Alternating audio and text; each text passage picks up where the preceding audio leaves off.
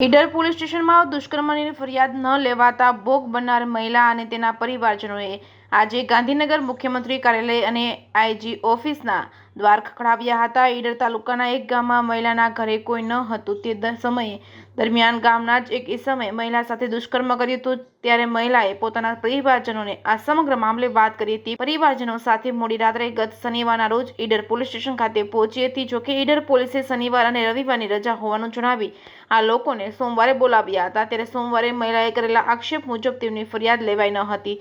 ત્યારે થાકીને આ લોકો આજે ગાંધીનગર પહોંચ્યા હતા। મુખ્યમંત્રી કાર્યાલય તથા આઈજી ઓફિસમાં લેખિતમાં પોતાની પોલીસ ફરિયાદ લેવાય અને તેમને ન્યાય મળે તે માટેની માંગણી કરી છે। જોકે ત્યાંથી પણ તેમને આજે ઈડર પોલીસ સ્ટેશન જવાની સૂચના આપવામાં આવી હતી। ત્યારે હાલમાં દુષ્કર્મની ભોગ બનેલી મહિલા અને તેનો પરિવાર ન્યાય માટે ધક્કે ચડ્યો છે।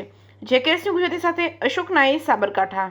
અમે એ દિવસ લોકોઈ ગયેલા હતા શનિવારે 6 તારીખે બરાબર, અને એ દિવસ અમે આવ્યા મોડા, અને મોડા આવીને આ બહેનોએ પહેલાં જે સેનાજીને બલાત્કાર કર્યો બરાબર, બલાત્કાર કરીને આર્યો રણુજા જતો રહ્યો આ ભાઈ બરાબર। અમે ઈડર પોલીસ સ્ટેશને જાણ કરી, અરજી લખાઈ બરાબર, તો અરજી અમારી કોઈ સ્વીકારી નહીં। એઓએ કીધું કે ભાઈ રવિવાર શનિવાર રજા રહેશે બરાબર, તો સોમવારે કોઈ આવ્યું નહીં। અમે મંગળવારે અરજી પાછી ઠોકી તોય એનો કોઈ હજી કોઈ અમને ન્યાય મળ્યો નથી। આ ન્યાય ના મળ્યો એટલા માટે અમે ગાંધીનગર પહોંચ્યા છીએ બરાબર। જો સાહેબ, ગાંધીનગર કઈ કઈ જગ્યાએ રજૂઆત કરી કે તે એક આપણા મુખ્યમંત્રીમાં બરાબર, અને એક આપણા પેલા ડીએ બરાબર, એ રજૂઆત કરી।